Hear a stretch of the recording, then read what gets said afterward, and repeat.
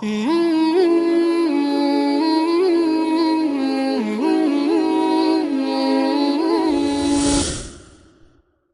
اللہ الرحمن الرحیم۔ قرآن کریم کے پارہ نمبر 8 میں اللہ تعالیٰ نے بنیادی 3 احکامات بیان کیے ہیں۔ نمبر 1 لباس اور اس کے احکامات، نمبر 2 لوط علیہ السلام کی قوم پر نازل ہونے والا عذاب اور اس کی وجوہات کہ کیوں نازل ہوا، اور نمبر 3 آپس کے جو باہمی معاملات ہوتے ہیں اس میں دیانتداری سے کام لیا جائے۔ پہلی چیز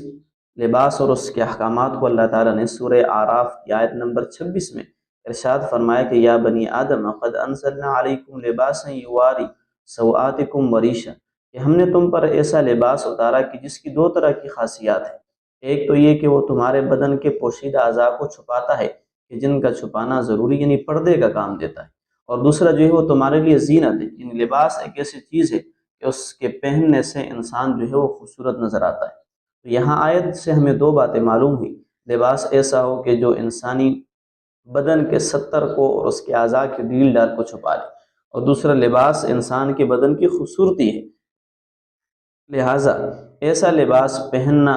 کہ جو بدن پر فٹ ہو، بدن پر باریک ہو، یا انسانی بدن کا وہ حصہ جس کو ستر کہا گیا ہے جس کا چھپانا ضروری ہے وہ اس سے نظر آتا ہو، تو ایسا لباس وہ شرعی لباس نہیں ہوگا، اس کو ہم رواج، فیشن، اسٹائل وغیرہ کہہ سکتے ہیں، شریعت کا وہ لباس نہیں، اور یہ لباس پہننا انسان کے لیے گناہ کا ذریعہ بنے گا، شریعت کے حکم کے توڑنے کا ذریعہ بنے گا۔ اور دوسرا فرمایا ریشہ خوبصورتی ہے، معلوم ہوا کہ لباس بدن کا ایک بنیادی حصہ ہے اور زینت کے لیے ایک بنیادی چیز ہے، لہٰذا وہ لوگ جو لباس کو اہمیت ہی نہیں دیتے یا بغیر لباس کے عریاں گھومتے ہیں تو وہ شریعت اور فطرت کے مزاج سے ہٹ کر بالکل کام کرتے ہیں۔ یہاں پر یہ بات سمجھی جائے کہ مرد اور خاتون کے ستر میں فرق کیا ہے اور ان دونوں کا ستر کیا ہے۔ ستر کسے کہا جاتا ہے؟ تو ستر وہ چیز ہے کہ جس بدن کا وہ حصہ کہ جس کا چھپانا ہر حال میں ضروری ہوتا ہے، اگر اس میں سے ذرا سا بھی کوئی حصہ نظر آئے تو انسان گناہ گار ہوگا، اور اگر نماز کی حالت میں نظر آ جائے تو نماز اس سے ٹوٹ جاتی ہے۔ مرد کا جو بدن کا ستر ہے وہ ہے ناف سے لے کر گھٹنوں کے سمیت تک، یہ ایسا حصہ ہے کہ اس کو چھپانا ہر حال میں ضروری ہوگا، اگر اس کا کچھ حصہ بھی نظر آئے تو وہ مرد جو ہے وہ گناہ گار ہوگا، اور نماز کی حالت میں ہو تو نماز ہوگی ہی نہیں۔ اور خاتون کے بدن کا مکمل حصہ یعنی مکمل بدن وہ ستر ہے، سوائے اس کے چہرے، اس کے دونوں ہاتھ اور اس کے دونوں پاؤں کے، یہ ستر میں داخل نہیں۔ اب یہاں پر ایک بات اور اضافی سمجھی جائے کہ ایک چیز ہوتی ہے ستر، تو ستر کہا جاتا ہے وہ حصہ کہ جس کا چھپانا ہر حال میں ضروری ہے، اس میں کسی قسم کی ڈھیل اور گنجائش نہیں۔ دوسرا لفظ ہے پردہ۔ پردے کا تعلق وہ انسان کی حیاداری اور معاشرے کے فتنے اور فساد کے ساتھ ہوتا ہے۔ ان دونوں کی الگ الگ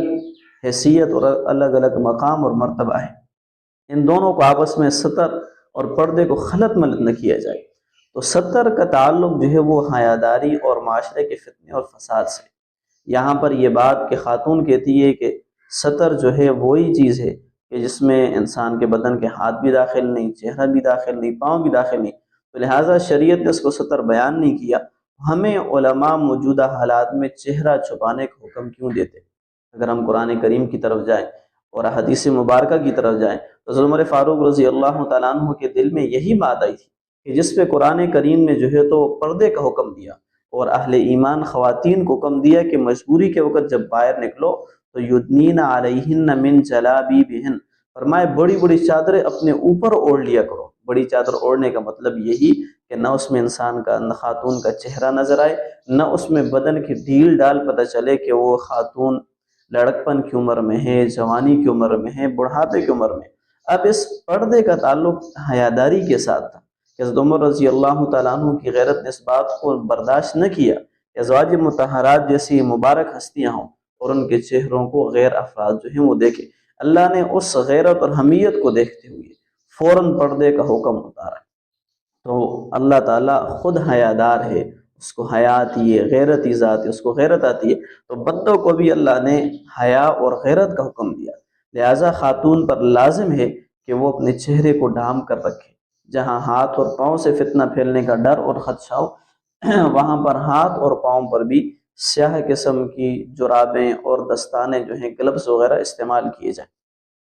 تو پردہ وہ حیا اور معاشرے کے فتنے اور فساد کے ساتھ تعلق رکھتا ہے، اور معاشرے میں اگر دیکھا جائے تو سب سے بڑا فتنہ جو ہے وہ چہرے سے پھیل رہا ہے، اور ہر انسان جہاں پر گمراہی کا شکار ہوتا ہے وہ جو ہے تو چہرے کی وجہ سے ہوتا ہے۔ چہرے کو دیکھنا کوئی معاشرے میں عیب نہیں سمجھا جاتا، ایک معمولی سی بات ہے، جبکہ بدن کے باقی اعضاء کو دیکھنا وہ ایک ایسا انسان کی جس کا ضمیر بالکل ہی مردہ ہو چکا ہو، اس کی غیرت بھی اندر سے جاگتی ہے کہ یہ کیا بات ہے۔ تو لہٰذا چہرے کے ظاہر ہونے سے فتنے کے زیادہ پھیلنے کا خدشہ ہے بنسبت اور بدن کے، کہ اس کو تو کوئی عام انسان بھی ظاہر کرنے کے لیے تیار نہیں ہوتا۔ تو لہٰذا اس غلط فہمی کو دور کیا جائے۔ ستر الگ چیز ہے، پردہ جو ہے وہ شریعت کا الگ اور جدا حکم ہے، اس کا انسان اہتمام کرے۔ تو لباس کے بارے میں ہمیں یہ بات معلوم ہوئی کہ لباس ایسا ہو جو مکمل پورے بدن کو ڈھانپ لے، اور ڈبل اتنا ہو کہ اس سے بدن نظر نہ آئے، اور ٹائٹ اتنا نہ ہو کہ بدن کی ڈھیل ڈال جو ہے وہ اس سے معلوم ہو سکے، اور دوسرا جو ہے تو اس لباس میں کسی غیر کی مشابہت نہ ہو، کفار کی مشابہت نہ ہو، اس لیے کہ حدیث میں آپ صلی اللہ علیہ وسلم نے ارشاد فرمایا کہ جو جس قوم کی مشابہت اختیار کرتا ہے اللہ تعالیٰ ان کا حشر اسی کے ساتھ فرما دیں گے۔ اور آپ صلی اللہ علیہ وسلم نے ایسے مرد اور خاتون پر لعنت فرمائی ہے کہ جو ایسا مرد کہ جو عورتوں جیسا لباس پہنے، یا ایسی عورت کہ جو مردوں جیسا لباس پہنے، حضور صلی اللہ علیہ وسلم نے اس پر صریح الفاظ کے ساتھ لعنت فرمائی۔ حضرت ابو ہریرہ فرماتے ہیں لعن رسول اللہ صلی اللہ علیہ وسلم الرجل یلبس لبسۃ المرأة والمرأة تلبس لبسۃ الرجل، اور ایسے ہی لباس کے بارے میں اسراف نہ ہو، یعنی جتنی ضرورت ہے اتنا لباس بنایا جائے، جتنی قیمت کا انسان کو اچھا سوٹ مل جاتا ہے اتنا ہی لگایا جائے، اس کی ڈبل اس کی ٹرپل قیمت پر فضول میں نہ لیا جائے۔ اور ایسی لباس تکبر کے انداز کے لیے نہ ہو کہ میں اس میں بڑا نظر آؤں، اگلے کو پتہ چلے کہ میں نے لباس پہنا ہے۔ تو آپ صلی اللہ علیہ وسلم نے اسراف اور تکبر دونوں سے منع فرمایا، اور آپ نے ارشاد فرمایا کہ کلو وشربو وتصدقو، کھاؤ پیو صدقہ کرو، والبسو ما لم یخالطہ اسراف او مخیلت، اور تم والبسو اور لباس پہنو، لیکن جب تک اس کے ساتھ اسراف اور تکبر والی چیز نہ ہو اس وقت تک جو ہے یہ سارے کام جو ہے وہ تم کر سکتے ہو۔ تو لہٰذا تکبر سے بھی ہمیں شریعت نے منع کر دیا۔ اور ایسی ہی جو لباس ہو تو لباس میں ازار جو ہے یعنی شلوار، اگر مرد ہے تو اس کی شلوار ٹخنوں سے اوپر ہو، اور اگر خاتون ہے تو اس کی شلوار ٹخنوں سے نیچے ہو۔ اگر مرد کے ٹخنے چھپے ہوئے ہوں یا خاتون کے ٹخنے نظر آ رہے ہوں تو دونوں کے بارے میں شریعت نے جو ہے وہ سخت حکم ارشاد فرمایا۔ اور ایسے ہی آپ صلی اللہ علیہ وسلم نے جو ہے بالکل سرخ رنگ کا لباس ہو یا بالکل زرد لباس ہو، مرد کو ایسے لباس استعمال کرنے سے آپ صلی اللہ علیہ وسلم نے منع فرمایا۔ ہاں اگر سرخی کی طرف مائل ہے، یعنی مائل بس سرخی ہے، یا اس میں دوسرے رنگ کی دھاریاں وغیرہ موجود ہے تو ایسا لباس مرد پہن سکتا ہے۔ اور ایسے ہی حریر یعنی ریشم کا لباس جو ہے وہ مرد کے لیے حرام قرار دیا گیا، سونا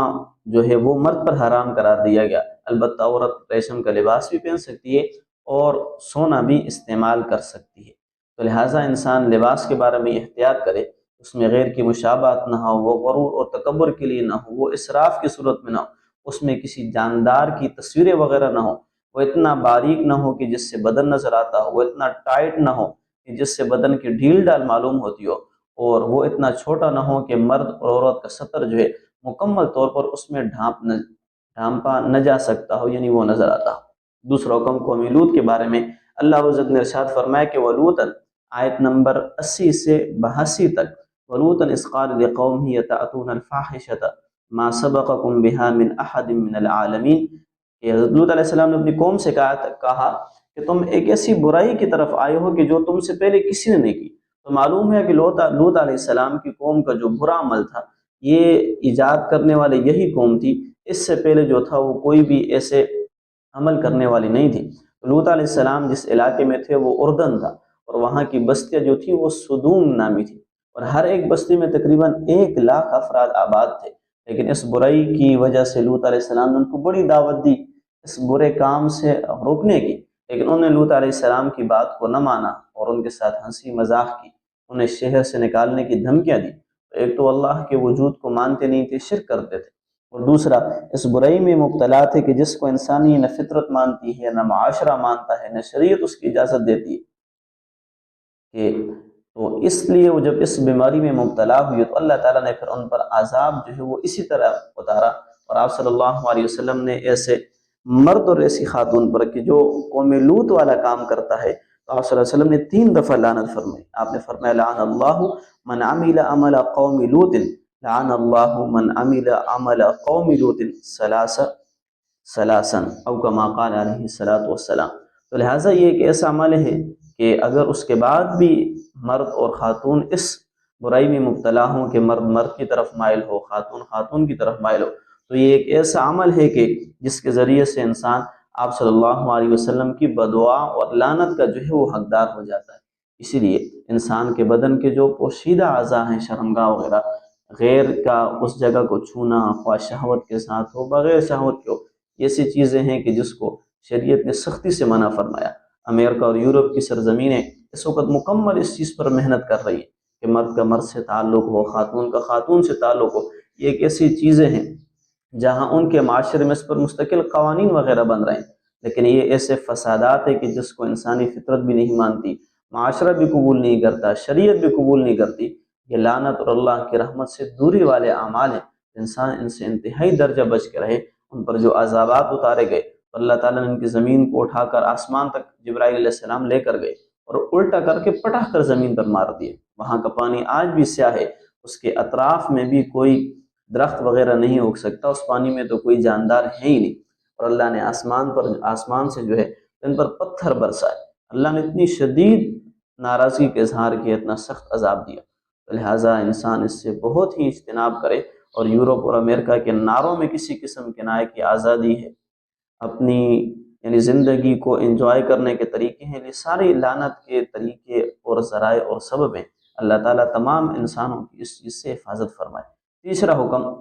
اللہ تعالیٰ نے جو اس بارے میں ارشاد فرمایا، سورہ اعراف کی آیت نمبر 85 ہے، فَأَوْفُوا الْكَيْلَ وَالْمِيزَانَ وَلَا تَبْخَسُوا النَّاسَ أَشْيَاءَهُم۔ معاملات میں دیانتداری کا حکم کہ جب بھی تم کوئی چیز ناپ کر یا تول کر دو تو اس کو مکمل دو، وَلَا تَبْخَسُوا النَّاسَ أَشْيَاءَهُم، اور لوگوں کی جو چیزیں ہیں ان کے حق میں ان کی حق تلفی نہ کرو۔ ایک تو معلوم ہمیں یہ ہوا کہ جب بھی آپس کے معاملات ہوں، لین دین، تو ان کو بالکل برابر سرابر رکھا جائے، ان میں کسی قسم کا دھوکہ، فریب، چالاکی وغیرہ یہ کسی قسم کی نہ کی جائے۔ اگر کسی نے کی تو وہ شخص حرام اور گناہ کبیرہ کا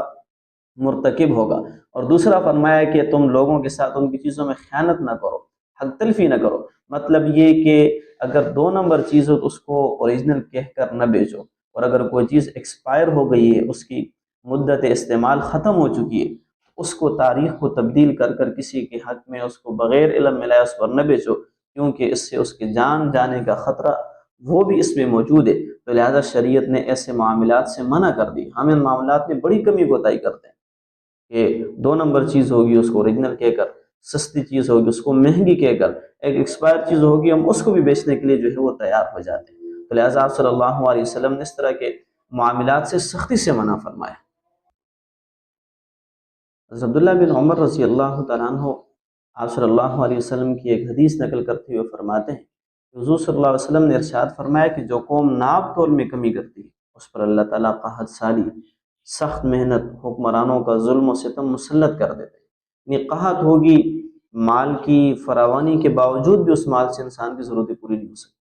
یا یہ ہے کہ اللہ اس مال یعنی رزق کی چیزوں کو ہی کم فرما دیں گے۔ سخت محنت ہے، یعنی تھوڑی سی چیز حاصل کرنے کے لیے بڑی محنت کرے گا، آخر میں اس کو کچھ ملے گا ہی نہیں، اور اس کا نہ ملنا یہ اللہ کی طرف سے ظلم اور زیادتی نہیں ہوگی، بلکہ اس کے معاملات میں وہی خیانت ہوگی کہ جو یہ آج تک کرتا رہا ہے۔ اس لیے کہ آپ صلی اللہ علیہ وسلم نے اسلام کی خاصیات میں ارشاد فرمائی کہ اسلام میں لا ضرار ولا ضرر،